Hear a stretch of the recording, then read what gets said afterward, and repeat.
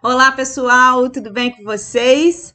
Hoje eu estou aqui para a gente conversar sobre esse assunto aí, que é um assunto novo e que eu acho importante a gente dar uma discutida, que são sobre os modalizadores discursivos. Primeiro a gente precisa lembrar o que é um modalizador e depois o que é um discurso.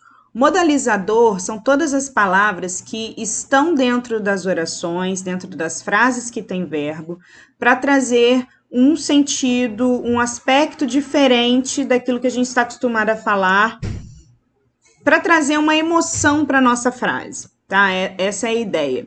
E o discurso tem a ver com as frases que nós produzimos, as orações que nós produzimos, para trazer um conhecimento, uma opinião, uma ideia nova e etc. Tá bom? Então, discurso é tudo aquilo que a gente usa para falar uma opinião, uma ideia. E modalizador são as palavras que nós usamos para trazer o nosso sentimento, a nossa emoção para as frases, os discursos que nós estamos produzindo. Por que é importante a gente conversar sobre isso? Porque no texto que a gente vai trabalhar essa semana, né, que é essa atividade aqui, ó, que é um assunto que eu acho muito válido a gente conversar hoje dentro do 9º ano, né? Sobre a saúde mental, que foi um assunto que esteve em pauta aí no mês passado, por conta da Simone Biles, né? Que desistiu da prova dela lá, né? Na Olimpíada. E aí foi muito interessante porque a habilidade que a gente tem que conversar hoje, que a gente vai conhecer e começar a construir, é justamente sobre esses modalizadores. Então, eu tentei linkar um assunto que é relativamente recente, né, atual, com essa matéria de hoje, né? Por quê? Num texto como a notícia, por exemplo, que você já sabe qual é a estrutura, né? Título, subtítulo, lead e corpo da notícia, teoricamente, não deveria ter emoção sendo transpassada aí na notícia.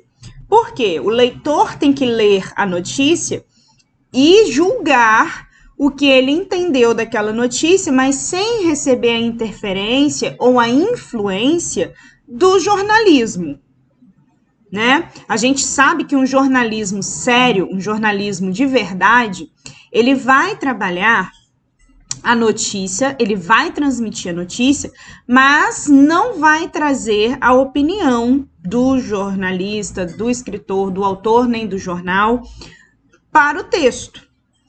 Porém, o que a gente tem visto hoje justamente é o oposto, né? São jornais com opiniões diferentes e jornalistas com opiniões diferentes e trazendo isso para o público e formando opinião em cima da opinião deles.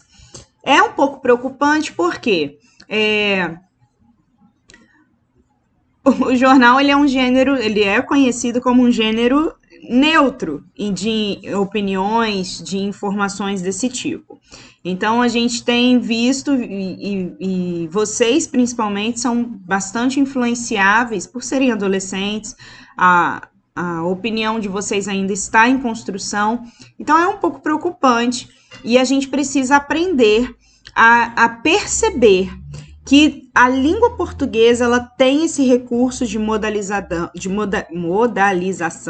eita nós, e nesse recurso a gente precisa perceber a intenção dos textos que nós estamos lendo e dos textos que nós estamos produzindo, tá?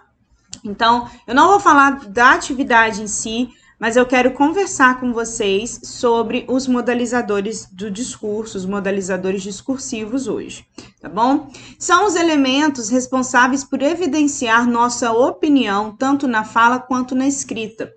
O uso que fazemos da língua em nossas ações de comunicação é sempre mediado por intenção.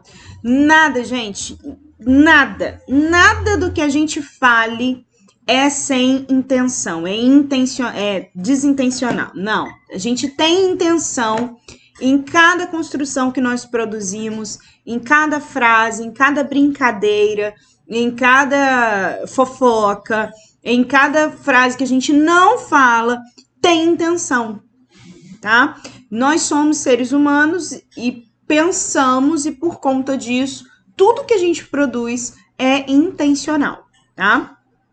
Então, como que a gente usa isso hoje em dia? Aqui tem um contexto histórico para você conhecer quem que descobriu esses modalizadores discursivos, foi o Ducrot, é um professor de filosofia e linguista francês do século XX, tá? Ele que percebeu e estruturou essa ideia, e hoje a gente vai conhecer sobre isso, tá?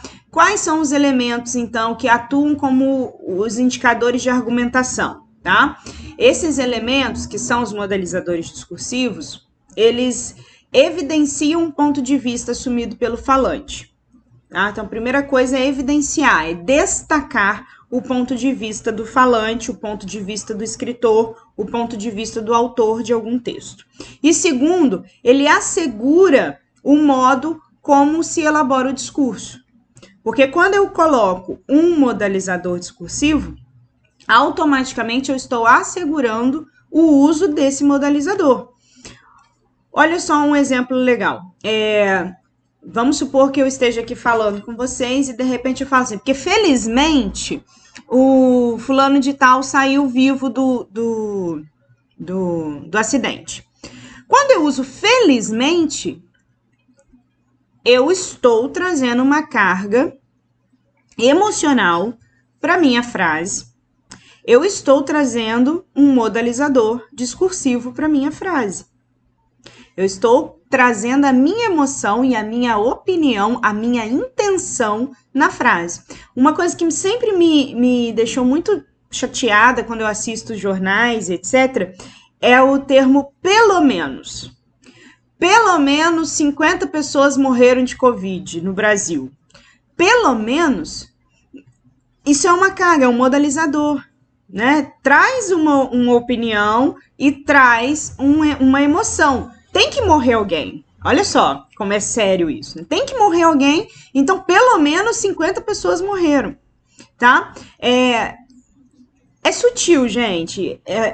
A gente precisa treinar o nosso olhar para visualizar a intenção e a opinião das pessoas, até mesmo para a gente poder construir a nossa, e também para que nós possamos responder quando necessário for responder, saber responder conscientemente o que a gente precisa construir, tá? Então, quais são os modalizadores discursivos? São os modos verbais. Nós temos 3. Nós temos o indicativo, o imperativo e o subjuntivo. O indicativo indica certeza, o subjuntivo indica uma dúvida, uma possibilidade, e o imperativo indica ordem, desejo, né, orientação. Os verbos auxiliares, né, que são aqueles que acompanham a locução verbal, que podem ser os infinitivos, os particípios ou os gerúndios, né? São esses verbos que terminam aí nessas pessoas, né? Nesses finais exclusivos. Nós temos os adjetivos, né? Logicamente, quando a gente fala de emoção, de sentimento, os adjetivos entram nessa característica, nessa categoria, e os advérbios que modificam aí a oração, ou os verbos, como eu disse para vocês, felizmente, entra aí na função de um advérbio, tá? Bom, nós temos aqui essa classificação que foi feita por Castilho e Castilho, tá? São autores muito importantes aí para a língua portuguesa, em termos de estudo de língua portuguesa, e eles catalogaram aqui essa tabelinha, eu quero mostrar para vocês, tá? A modalização epistêmica é o quê? Aqui expressa uma avaliação sobre o valor de verdade e as condições de verdade da proposição.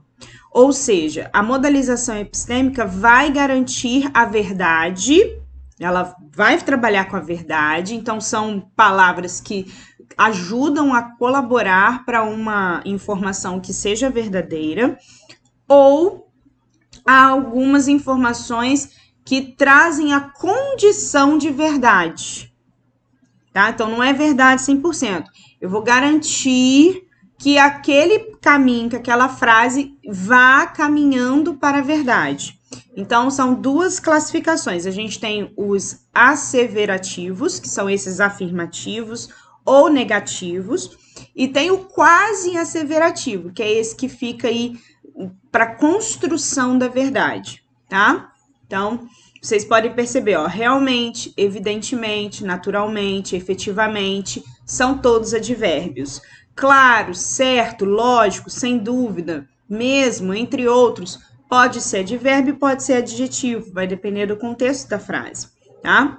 Negativo, ó, de jeito nenhum, de forma alguma, possivelmente, provavelmente, eventualmente, talvez, assim, são todos modalizadores e estão aqui trabalhando dentro do nosso discurso para trazer a nossa opinião, para formar a opinião, para trazer a opinião e a intenção do autor da frase que usar quaisquer uma dessas palavras, tá?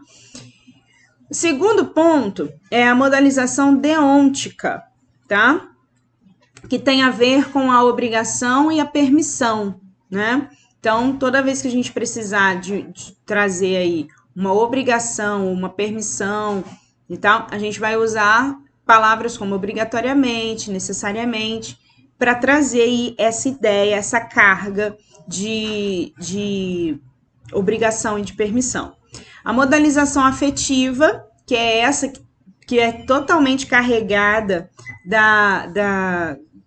dos sentimentos, das emoções, pode ser classificada como subjetivo, aquilo que é interno, ou intersubjetivo, aquilo que não está dentro da pessoa, mas é influenciável pela circunstância de fora, pelo contexto, tá? Então, em subjetivos, a gente tem felizmente, infelizmente, curiosamente, surpreendentemente, espantosamente. Intersubjetivo, sinceramente, francamente, lamentavelmente, estranhamente e etc. Tá?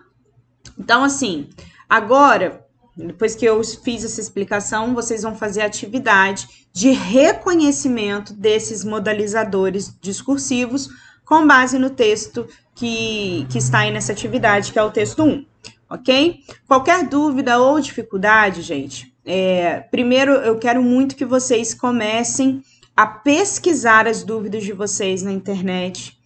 Eu sei que as minhas atividades não são retiradas da internet, elas são todas autorais, eu que crio, eu que elaboro essas atividades, mas eu preciso que vocês comecem a criar esse mecanismo de investigação.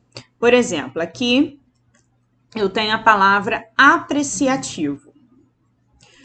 Apreciativo, eu acredito que não seja do dia a dia de vocês essa palavra. Vocês não usam no dia a dia de vocês. Tem algum problema isso? Nenhum. A minha questão é, você não sabe o significado de apreciativo. Ao invés de perguntar para mim, que vai ser o caminho mais fácil, eu quero que você pesquise esse significado na internet. Vai lá.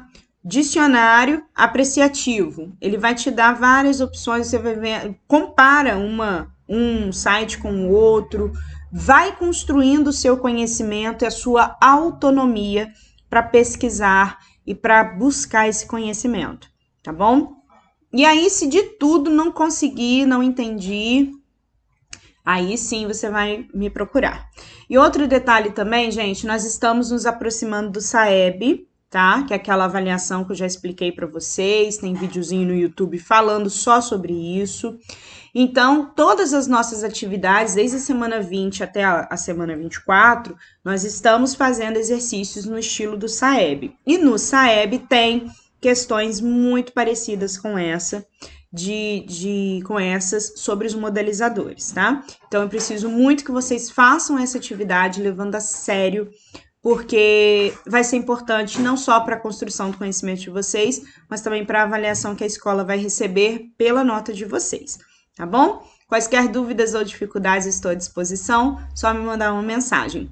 Um beijo para vocês e até semana que vem.